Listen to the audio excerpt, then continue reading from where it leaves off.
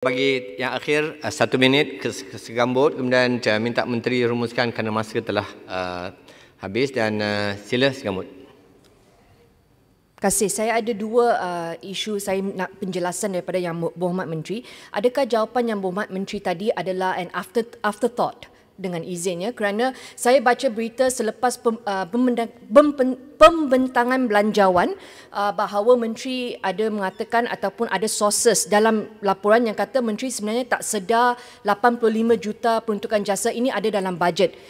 Dan Timbalan Menteri ada keluarkan kenyataan bahawa Menteri sebenarnya tahu. Jadi saya nak tahu adakah jawapan hari ini is an afterthought. Yang keduanya, setuju ke YB bahawa sebenarnya untuk mendapatkan pandangan akar umbi ataupun memberikan informasi kepada komuniti, yang paling penting adalah untuk Parlimen bersidang lebih lama, kerana tempat ini adalah platform mengambil pandangan akar umbi, kerana wakil Parlimen, wakil rakyat ini telah dilantik oleh rakyat dan mereka membawa suara rakyat masuk sini, dan ini juga adalah sebenarnya satu platform untuk menteri dan kabinet memberikan informasi yang tepat dan jelas. Tetapi kita lihat sebenarnya platform ini tidak diambil untuk menyebarkan maklumat tepat, semuanya cut short, everything cut short, tak ada informasi pun kepada rakyat. Terima kasih. Terima kasih Gamut.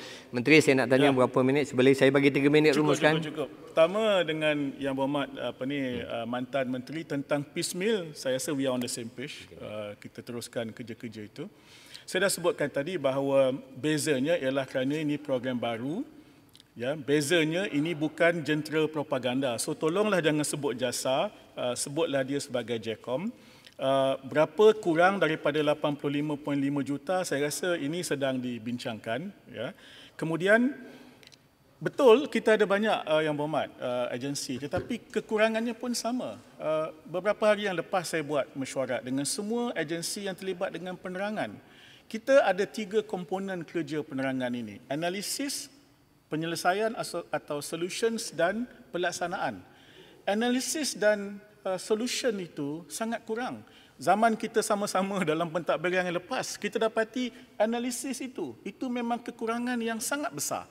Pelaksanaan, saya sebut 2 saja yang saya dah minta KSU yang baru ni tolong cari timnya. Satu ialah tim storyteller. Banyak cerita MKN tentang pandemik COVID-19 ni tak keluar kerana kita hanya rely kepada PC oleh 2 orang menteri dan sebagainya. The human story itu belum keluar. Fatigue, stres sedang berlaku di kalangan frontliners dan rakyat, dan ini harus diladeni. Sebab itu saya kata JECOM punya first priority ialah berhubung dengan soal komunikasi COVID-19 ini. Soal permohonan untuk jawatan-jawatan. Adakah Menteri sebut bahawa jumlah dia akan dikurangkan? Saya boleh bagi jaminan jumlahnya akan dikurangkan. Berapa banyak itu belum lagi. Tapi akan dikurangkan. Sebab saya boleh bagi angka itu. Kerana angka yang 85.5 juta itu ialah berdasarkan Parlimen dan DUN, sedangkan kita pergi kepada daerah 160 saja. Tak sebanyak Parlimen dan DUN. Dan saya bagi jaminan bahawa JECOM bukan mesin propaganda, Yang Berhormat. Bukan, not under my charge, dengan izin. Ya. Dan proses mengikut JPA ada kriteria, dan kriteria utama would be IT savvy dengan izin. Dan saya bagi jaminan ketua pengarah dan timbalan ketua pengarah tidak akan dilantik daripada orang politik. Dia harus kombinasi profesional dan pegawai tadbir yang baik dan bersasiah. Menteri, bolehkah Menteri bagi jaminan bahawa semua jawatan dalam jasa itu bukan lantikan politik oleh parti-parti politik, tetapi based on permohonan kepada kementerian, bukan daripada nomination daripada parti-parti politik? Boleh Menteri bagi jaminan? Siapa nak nominate, saya tak boleh halang. Tetapi kemasukan dan rekrutmen itu harus mengikut. Bolehkah ia melalui kementerian? Secara interview secara profesional, bukan melalui nomination by political appointees, ya, daripada menteri dan juga daripada parti-parti komponen. Boleh Menteri bagi jaminan ke tak? Saya kata tadi ada 2 tu. Siapa nak nominate saya tak boleh halang, tetapi ia harus melalui proses permohonan temuduga yang telus mengikut lunas-lunas peraturan yang ditetapkan oleh JPA. Menteri, bukan kalau melalui permohonan dan temuduga, kenapa perlu nomination lagi? Itu yang kita tanya. Kalau sekarang hari ini kita nak jadi kaki tangan kerajaan, kita melalui Jobs Malaysia, kita tak perlu nomination. Jadi soalan di sini adalah kenapa ada satu saluran, satu platform untuk orang, untuk parti politik buat nomination. Ini yang soalan saya harap Menteri boleh jawab. Kalau kita langsung cakap bahawa kita tak terima, tak mahu apa-apa nomination, sesiapa yang minat, teruslah buat permohonan yang layak kita panggil untuk temu duga, itu berbeza. Kenapa izin orang pihak ketiga untuk buat nomination?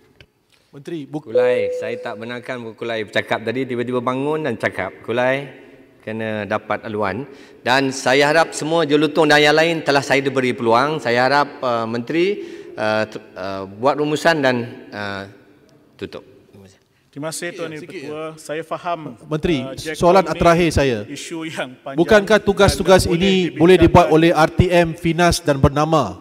Kaki tangan RTM, Finas dan Bernama boleh diberi amanah untuk menjalankan tugas-tugas ini. Kenapa perlu tubuhkan pertubuhan yang baru? Terima kasih julutong. Sila Menteri rumuskan. Saya jawab yang itu merujuk kepada 3 komponen itu dan kita tahu di mana kekuatan dan kelemahan dan di mana yang perlu diperbaiki.